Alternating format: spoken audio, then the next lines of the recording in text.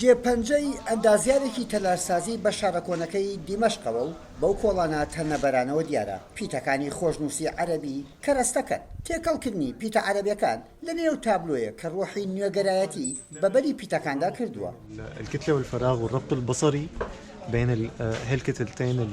وێنەی سەلاحەدینی ئەیوبی سمبولی دامەزرێنەری دەوڵەتی ئەیوبی و قەڵای حەلەب وەک شوێنێکی دێرین لە سووریا. ئەم هونەرمەندە گەنجە هێشتا مەرسەمی خۆی نییە وەلێ کارەکانی لە زۆر جێگای سووریا بە دیارچاوی خەڵکەوەیە. بەلایەوە گرنگە دەرچوون لەو شێوە کلاسیکیەی بەبەری هونەری خەتی عەرەبیدا کراوە.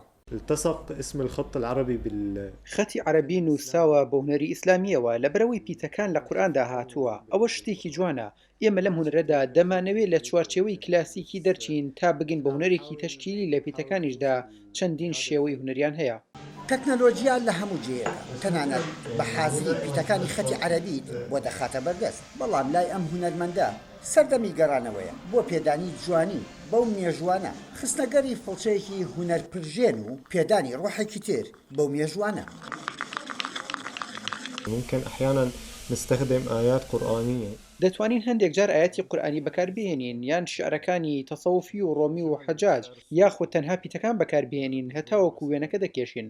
حازم کەردەلی 24 ساڵ هێشتا لە بەهاری تەمەندایە وەلێ کەوتووەتە تێکشکانی پیتەکانی خەتی عەرەبی کە غوباری مێژووی هەزاران ساڵی لێنیشتووە. یەحیا بەرزنجی دەنگی ئەمریکا.